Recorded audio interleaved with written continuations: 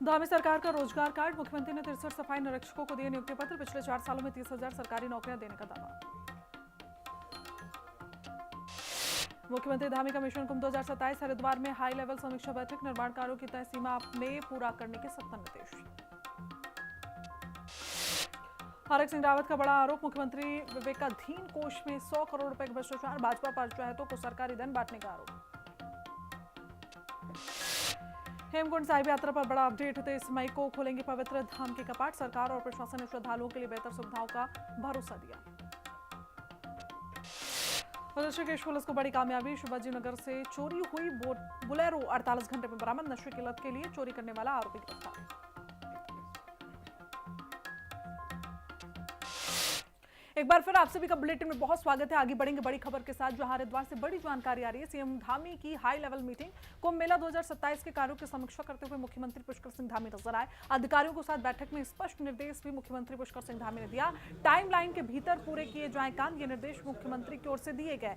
चार धाम यात्रा की तैयारियों पर भी विशेष जोर दिया जाए। अधिकारियों से मुख्यमंत्री पुष्कर सिंह धामी ने ये सभी निर्देश दिए हैं। डबल इंजन सरकार पर जनता का भरोसा है। मुख्यमंत्री ने कहा कि मुख्यमंत्री पर या सरकार पर, डबल इंजन की सरकार पर लोगों को भरोसा है और उस पर हमें खरा उतरना है। मुख्यमंत्री पुष्कर सिंह धामी ने धर्मनगरी हरिद्वार में कुंभ मेला 2027 के कामों की विस्तृत समीक्षा की। अधिकारियों के साथ बैठक की। उन्होंने स्पष्ट निर्देश भी अधिकारियों को दिए कि सभी निर्णय समय पर लिए जाएं। जो टाइमलाइन बनाई गई है उसके भीतर सभी काम किए जाएं। मुख्यमंत्री ने कहा कि इस बार का कुंभ दिव्य और भव्य होना चाहिए। तो वहीं आगामी चारधाम यात्रा की तैयारियों पर भी मुख्यमंत्री ने खासा जोर दिया। 5 राज्यों के चुनावों पर मुख्यमंत्री ने कहा, दावा किया कि देश की जनता विकास की गति के लिए बार बार डबल इंजन की सरकार पर ही भरोसा जता रही है।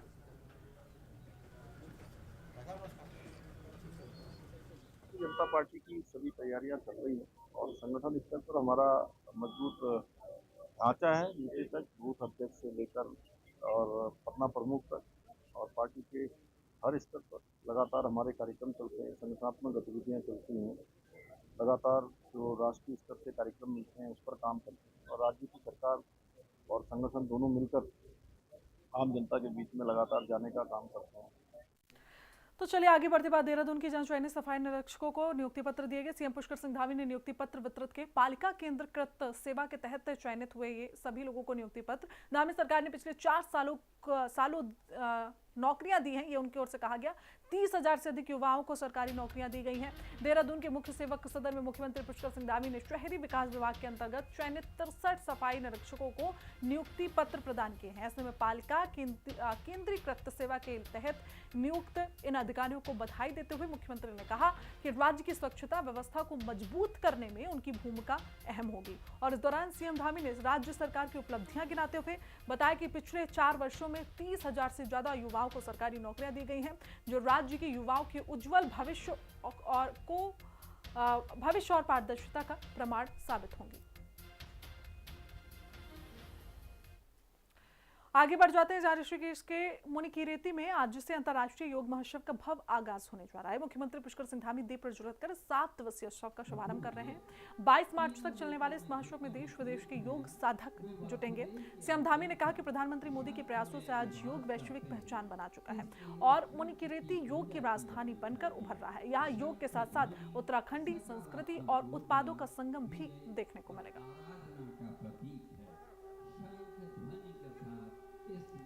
मैं सबसे पहले तो जो आज अंतर्राष्ट्रीय योग महोत्सव यहाँ पर प्रारंभ हुआ है और जिसमें देश और दुनिया के अनेक योगाचार्य, अनेक साधक और तमाम प्रकार की जो अलग अलग सांस्कृतिक प्रस्तुतियाँ देने वाले हमारे कलाकार यहाँ पर पधारे हैं, मैं उन सभी का स्वागत करता हूँ और सभी को मैं बधाई देता हूँ कि ये क्षेत्र हमारा, ये ऋषिकेश है, मुनिकीरेती है, नरेंद्र नगर है, स्वर्ग आश्रम है, तपोवन है, पूरा क्षेत्र ये हमारा योग का एक तरह से मैं कहूँ तो वैश्विक राजधानी। तो चलिए आगे बढ़ेंगे जहां हेमकुंड साहिब यात्रा को लेकर बड़ी खबर आ रही है। 23 मई को अब हेमकुंड साहिब के जो कपाट हैं वो खुल जाएंगे। श्रद्धालुओं के लिए पवित्र यात्रा शुरू होने वाली है और ट्रस्ट अध्यक्ष नरेंद्रजीत सिंह बिंद्रा ने ये जानकारी दी है। आपको बताते चले कि मुख्य सचिव आनंद वर्धन ने से उन्होंने मुलाकात की, यात्रा व्यवस्थाओं को लेकर चर्चा हुई। प्रशासन ने बेहतर सुविधाओं का भी आश्वासन दिया है। सिखों के प्रसिद्ध तीर्थ स्थल श्री हेमकुंड साहिब की यात्रा को लेकर बड़ी खबर आ रही है, जहां इस वर्ष पवित्र धाम के कपाट 23 मई को श्रद्धालुओं के लिए खोल दिए जाएंगे। गुरुद्वारा ट्रस्ट के अध्यक्ष नरेंद्रजीत सिंह बिंद्रा ने मुख्य सचिव आनंद वर्धन से इसके तहत मुलाकात की और ऐसे में जो तैयारी है यात्रा की उस पर विस्तृत चर्चा भी की गई। सरकार और प्रशासन ने तीर्थयात्रियों के लिए सुरक्षा, स्वास्थ्य और सुगम आवाजाही का पूरा भरोसा दिया। बर्फबारी के बीच रास्ता साफ करने और सुविधाओं को दुरुस्त करने का काम जल्द ही युद्ध स्तर पर भी शुरू हो जाएगा। तो बड़ी अपडेट आ रही है। आपको बताते चले कि ट्रस्ट अध्यक्ष और आनंद वर्धन की मुलाकात बेहद खास भी रही, क्योंकि जिस तरीके से यात्रा की शुरुआत होने वाली है उसको लेकर यहाँ पर बातचीत की गई। यात्रा व्यवस्थाओं को लेकर तमाम विषय ऐसे रहे जिस पर चर्चा हुई। तो पवित्र यात्रा का भव्य ऐलान कर दिया गया है। प्रशासन ने बेहतर सुविधाओं के लिए यहाँ पर जो काम है वो भी शुरू कर दिए हैं। हेमकुंड साहिब यात्रा को लेकर ये बड़ी अपडेट इस वक्त हम आप तक साझा कर रहे हैं, जहाँ आपको बताते चले कि 23 मई को हेमकुंड साहिब के जो कपाट हैं वो खुल जाएंगे और इसको लेकर जो तैयारियां हैं वो भी पूरी कर ली जाएंगी। तो ये यात्रा में श्रद्धालुओं को किसी भी तरीके की परेशानी ना हो, इसको खास ध्यान में रखते हुए फिलहाल जो तैयारियां हैं वो आगे की जा रही है। आनंद वर्धन से मुलाकात भी हुई है इस संबंध में और ऐसे में यात्रा व्यवस्थाओं को लेकर चर्चा की गई कि श्रद्धालुओं के लिए किसी भी तरीके की उनको समस्या ना आए, बेहतर से बेहतर जो इंतजाम है वो प्रशासन वहां पर कर पाए, इस चीज को लेकर बातचीत भी हुई। तो हेमकुंड साहिब यात्रा को लेकर ये बड़ी अपडेट हम आप तक साझा कर रहे हैं, जहां अब श्रद्धालुओं के लिए खुशियों का पल, क्योंकि 23 मई से जो कपाट है वो खुल जाएंगे। श्रद्धालुओं के लिए जो यात्रा है वो शुरू होने वाली है। तो 23 मई को हेमकुंड साहिब के जो कपाट हैं वो खुलने वाले हैं और इसी के तहत हमारी सहयोगी दीपिका भंडारी हमारे साथ जुड़ी हुई है, उनका रुख कर लेते हैं ज्यादा जानकारी के साथ। दीपिका, क्या कुछ अपडेट मिल पा रही है, क्योंकि 23 मई से जिस तरीके से अब कपाट खुलने वाले हैं और कितनी पवित्र यात्रा होती है सिखों के लिए हम सभी को पता है, क्या कुछ तैयारियां फिलहाल? जी बिल्कुल, देखिए हेमकुंड साहिब जो है सिख जो समुदाय है, सिख जो लोग हैं उनका एक पवित्र तीर्थ स्थल है, जहाँ पर अधिक से अधिक संख्या में जो है देश भर के जो सिख समुदाय के अधिकतर जो श्रद्धालु हैं, तीर्थयात्री हैं, वो यहाँ दर्शन करने आते हैं। और माना जाता है कि जो गुरु गोविंद सिंह हैं उन्होंने अपने पूर्व जन्म से पहले यहाँ पर तप और ध्यान किया था। तो ये पवित्र स्थल है सिखों का और ऐसे में 23 मई से इसकी शुरुआत होने जा रही है। जो ट्रस्ट के अध्यक्ष हैं उन्होंने मुख्य सचिव से आज मुलाकात की है और उन्होंने तमाम जो तैयारियां हैं, व्यवस्था, इसको लेकर के खास बातचीत और खास जो अपील है वो की है कि ताकि वहां पर जो व्यवस्था है वो बनी रहे। देखिए 15,000 फीट ऊंचाई जो इलाका है वहां पर ये जो हेमकुंड साहिब दरबार गुरुद्वारा है ये स्थित है। और ऐसे में सबसे बड़ी चुनौती जो है शासन प्रशासन और जिला प्रशासन के साथ ही पुलिस के आगे ये रहती है कि आखिरकार कैसे जब बर्फबारी होती है, स्नोफॉल होता है, तो कैसे जो है तीर्थयात्री गुरुद्वारे तक पहुंचे, हेमकुंड साहिब तक पहुंचे और वापस अपने गंतव्य तक पहुंचे। क्योंकि हमने कई बार इससे पहले देखा है कि हेमकुंड साहिब की जो यात्रा करने जाते हैं तीर्थयात्री, कई बार वहां पर फंसे हुए हैं और जो एसडीआरएफ की टीम है उन्होंने बमुश्किल उनको जो है बर्फ स्नोफॉल जो होती है वहां पे हैवी, उसको साफ करवा के बिल्कुल प्रशासन लगातार तैयारी कर रही है और इसी संबंध में आज जो मुख्य सचिव के साथ बैठक भी हुई, चर्चा भी हुई किस तरीके से इस यात्रा को सुगम और सुरक्षित बनाया जा सके।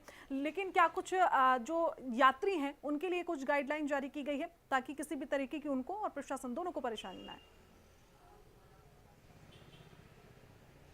जी बिल्कुल, देखिए जिस तरीके से सबसे पहले तो देखिए मौसम जब खराब होता है तो यात्रियों से, तीर्थयात्रियों से खासी अपील की जाती है कि जहां पर भी स्नोफॉल ज़्यादा हो रहा है या भारी बारिश हो रही है वहां पे ऐसे में जो है वो आगे ना बढ़े और जहां पर भी उनको शासन प्रशासन द्वारा अपील की जाएगी वो वहीं पे स्टे करें। तो इसको लेकर के भी खास जो है अपील तीर्थयात्रियों से की गई है कि वो जो है जब अलर्ट जारी किया जाता है तो ऐसे में वो जो है आगे ना बढ़े और थोड़ा विलम्ब से सही तभी अपनी यात्रा करें जब मौसम साफ हो और बर्फ जो है है वो रास्ता साफ कर दें। इसी के साथ तमाम जो सिख समुदाय के लोग हमने अक्सर देखा है कि वो बाइकों में जो है अधिकतर सफर करते हैं पहाड़ों का, तो उनके लिए भी एक खास जो गाइडलाइन जो नियम है वो लागू किया गया है कि आप एक सबसे पहले तो एक लिमिट जो है ध्वनि रहेगी, क्योंकि कई बार हम देखते हैं साइलेंसर बिना साइलेंसर के पहुंचते हैं और बहुत ध्वनि प्रदूषण करते हैं। ऐसे में उनके लिए भी सख्त जो नियम है वो लागू किए गए हैं। और इसी के साथ हमने इससे पहले देखा था जब हेमकुंड साहिब यात्रा चल रही थी तो श्रीनगर में जो है कई सिख समुदाय के जो लोग हैं उनके साथ मारपीट हो गई थी स्थानीय लोगों की, तो उनको भी चेतावनी दी गई है कि ना तो तीर्थयात्रियों को परेशान किया जाए ना उनको परेशान किया जाए। इसी के साथ जिन होटल ढाबों में खाना खाते हैं तीर्थयात्री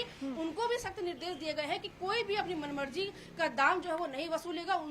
तमाम जो होटल संचालक है, तमाम जो ढाबा संचालक है, उनसे भी बैठक करके ये बातचीत की गई है शासन प्रशासन के अधिकारियों के द्वारा कि तीर्थयात्रियों को कोई रहने की समस्या ना हो, खाने पीने की समस्या ना हो, और जो निर्धारित तय मूल्य है उसी में उनको जो है खाने पीने का सामान दिया जाए, उनसे लूट खसोट ना की जाए। तो तमाम इस तरह की तैयारी जो है बिल्कुल 23 मई से दीपिका फिलहाल कपाट खुलने वाले हैं, लेकिन उससे पहले जो तैयारियां हैं वो जोरों पर नजर आ रही है। तमाम जानकारी के साथ आप जुड़े उसके लिए बहुत बहुत शुक्रिया। आगे बढ़ेंगे। उत्तराखंड विधानसभा के बजट सत्र में जनता की आवाज बुलंद करने के बाद हल्द्वानी विधायक सुमित हृदय का अपने आवास पहुंचने पर जोरदार स्वागत किया गया। कांग्रेस कार्यकर्ताओं और स्थानीय लोगों ने फूल मालाओं के साथ उनका अभिनंदन किया। विधायक सुमित हृदय ने सदन में हल्द्वानी की सड़क, पेयजल, स्वास्थ्य और शिक्षा जैसे बुनियादी मुद्दों को मजबूती से उठाया और इस दौरान विधायक ने जनता का आभार जताते हुए कहा कि वो भविष्य में भी प्रदेश के जनहित से जुड़े विषयों और जनता की समस्याओं को सदन के भीतर पूरी प्रमुखता के साथ उठाते रहेंगे।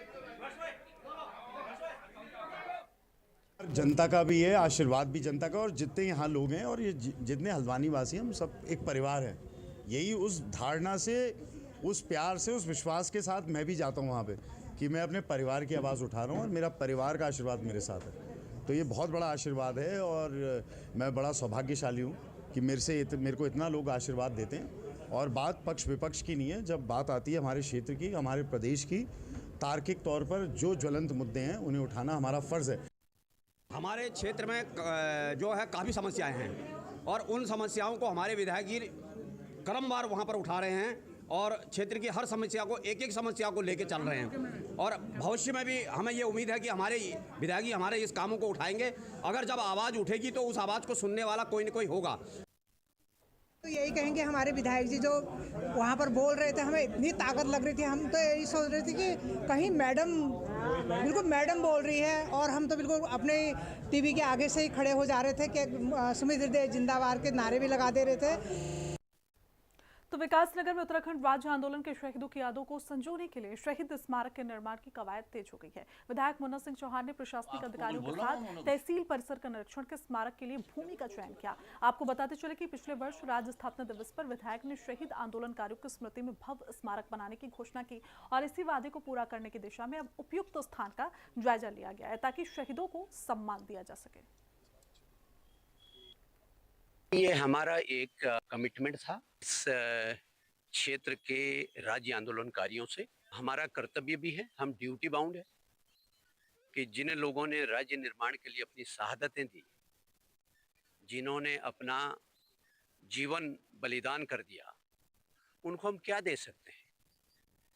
कृतज्ञता पूर्वक हम उनका स्मरण करें बार बार, उनके बलिदान गाथा को हम आगे के पीढ़ियों के लिए संरक्षण कर सकें, आने वाले पीढ़ियों को वो मार्गदर्शन करें। मुझे आज कहते हुए बड़ा गर्व हो रहा है कि हमारे विधायक जी ने जो यहाँ पे घोषणा करी और जो जिसका कि यहाँ पर एक नींव रखी, मैं कहती हूँ कि आपने हमें ही नहीं, उन शहीदों को आपने एक किस्म से नमन किया है। उत्तराखंड बजट सत्र समाप्त होते ही सियासत गर्मा गई। हरिद्वार के प्रेस क्लब में ज्वालापुर में कांग्रेस विधायक रवि बहादुर ने प्रेस कॉन्फ्रेंस कर सरकार पर जमकर हमला बोला। विधायक ने इस बजट को पूरी तरीके से फेल और निराशाजनक करार दिया है। उन्होंने आरोप लगाया कि बजट में प्रदेश के युवाओं, किसानों और महिलाओं की पूरी तरीके से अनदेखी की गई। विधायक ने राज्यपाल के अभिभाषण में आगामी कुंभ मेले का जिक्र न होने पर भी कड़ी नाराजगी जाहिर की और कहा कि विपक्ष जनता की आवाज सदन से लेकर सड़क तक बुलंद करता रहेगा। देखिए, एक अच्छी परंपरा है और जनप्रतिनिधि को लोगों के सामने आना चाहिए, पत्रकारों के सामने आना चाहिए। बजट में जो जो बातें थी वो बतानी चाहिए। हमने क्या कहा, सरकार को कहां घेरने का काम किया और सरकार कहां पे दिशाहीन दिखाई दी, कहां पे जो है वो स्पीचलेस दिखाई दी, जो वो जवाब नहीं दे पाए। तो चलिए आगे बढ़ जाते हैं। जहां हल्द्वानी में भीमताल विधानसभा के दिग्गज कांग्रेसी नेताओं ने अपनी ही पार्टी के खिलाफ मोर्चा खोल दिया है। संयुक्त प्रेस कॉन्फ्रेंस में हरीश पनेरू, केदार पडिया और राजेश ब्रजवासी जैसे वरिष्ठ नेताओं ने हाईकमान को सीधी चेतावनी दी है। नेताओं का साफ कहना है कि 2027 के चुनाव में किसी भी आयातित या बाहरी चेहरे को बर्दाश्त नहीं किया जाएगा। पिछले चुनावों की हार का हवाला देते हुए कार्यकर्ताओं ने हुंकार भरी। यदि स्थानीय और ईमानदार प्रत्याशी को टिकट नहीं मिला तो कांग्रेस को उसका भारी खामियाजा भुगतना पड़ेगा। मुद्दे चल रहे हैं इस टाइम उत्तराखंड पूरे उसमें इस टाइम कांग्रेस की बयार बह रही है। कांग्रेस 2027 के चुनाव के जीतने जा रही है, तो इसलिए तमाम ऐसे अपराधी किस्म के लोग, मौकाप्रस्त लोग, भ्रष्टाचारी लोग, व्यभिचारी लोग कांग्रेस पार्टी के सत्ता का लाभ उठाने के लिए कांग्रेस पार्टी के दरवाजे खटखटा रहे हैं। तो वो हम कार्यकर्ता सचेत हैं। हम गलत आदमी को जब हम सत्ता के लिए नहीं जाने जाते, हम संघर्ष के लिए जाने जाते हैं। देखो, ऐसा हमारी जो मांग है, जो कांग्रेस को बचपन से लगातार कांग्रेस का सिपाही लगातार कांग्रेस से काम कर रहा है, ऐसे लोगों को ही टिकट दिया जाए, क्योंकि इसमें हम लोग राज्य ले सकते हैं। राज्य आंदोलनकारी हैं, राज्य की लड़ाई लड़के पूरे जेलों में बंद रह के राज्य बना सकते हैं। तो भीमताल फतेह करना राज्य आंदोलनकारियों का प्रथम सपना है कि कांग्रेस की सरकार बने, साथ साथ भीमताल में करिए। 100% मैं पार्टी का समर्पित कार्यकर्ता हूँ। मेरे को मेरे किसी में कोई टिकट देगी, मैं उसके पीछे पैसा लगाऊंगा। मैं बोल रहा हूँ 1 करोड़ का दूंगा, बोल रहा हूँ, ओपन बोल रहा हूँ। आप कहो तो आप मैं दिखा देता हूँ पैसा, बताओ मेरे पास है। मेरे पास नंबर 1 का पैसा है। मैं कोई टैक्स पेयर हूँ। मैं जो कांग्रेस के मूल कार्यकर्ता हैं, हम 2027 को लेके एकजुट हैं। और साथ ही अभी आप हमारे साथी बंधुओं से पूछ रहे थे, आप किस तरह, क्या कोई आयातित व्यक्ति किस पर संभावना है?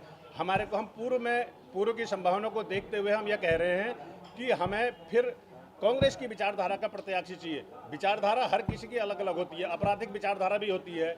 और क्या हम ये चाहते हैं कि हमारे समाज में, हमारे प्रदेश में, हमारे भीमताल विधानसभा में किस विचारधारा का व्यक्ति अपने विचारधारा के हिसाब से विकास करेगा। देहरादून में कांग्रेस के वरिष्ठ नेता हरक सिंह रावत ने प्रेस कॉन्फ्रेंस कर सरकार पर तीखा हमला बोला। हरक सिंह ने देश में बढ़ती गैस की किल्लत और विदेश नीति को पूरी तरीके से विफल करार दिया। उन्होंने आरोप लगाया कि गैस की भारी कालाबाजारी हो रही है, जिससे जनता बेहाल है। और इतना ही नहीं, हरक सिंह मुख्यमंत्री विवेकाधीन कोष में 100 करोड़ रुपए के बड़े घोटाले का दावा करते हुए कहा कि सरकारी धन का बंदरबांट भाजपा पदाधिकारियों और चहेतों ने किया जा रहा है, जबकि गरीब जनता को महज चंद रुपए थमाए जा रहे हैं।